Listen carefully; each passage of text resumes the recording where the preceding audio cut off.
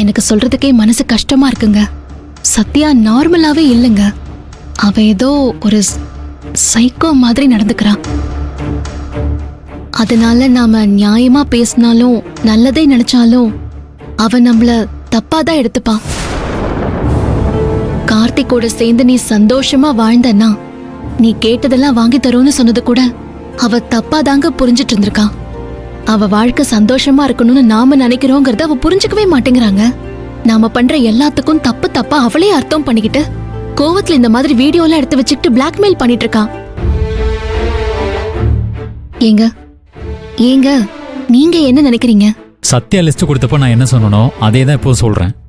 அவளோட இந்த மாதிரி மிரட்டலுக்கெல்லாம் நம்ம பயந்துட்டு இருந்தா இதுக்கு ஒரு முடிவே இல்லாம போயிடும். அப்புறம் அவ மிரட்டிக்கிட்டே இருப்பா, நாம அவ மிரட்டலுக்கு பயந்துட்டு ஓடிட்டே இருக்கணும். கரெக்ட் தாங்க. இதை நான் அனுபவபூர்வமாவே தெரிஞ்சிருக்கேன். என் சித்தி எப்ப பார்த்தாலும் என்ன மிரட்டிக்கிட்டே இருந்தாங்க. நான் அவங்க மிரட்டலுக்கு பயந்து ஓடிட்டே இருந்தேன்.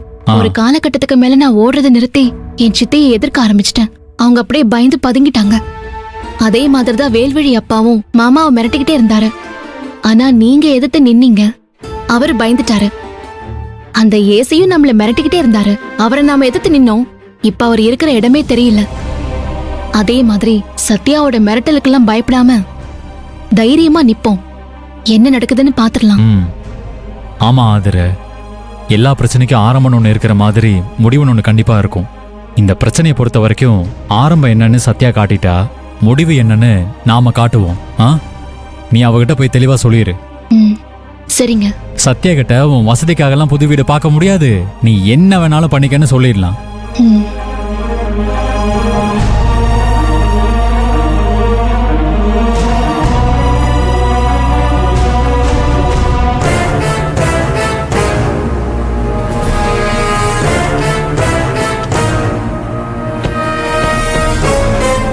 டேய், நீங்க எங்கடா வரீங்க?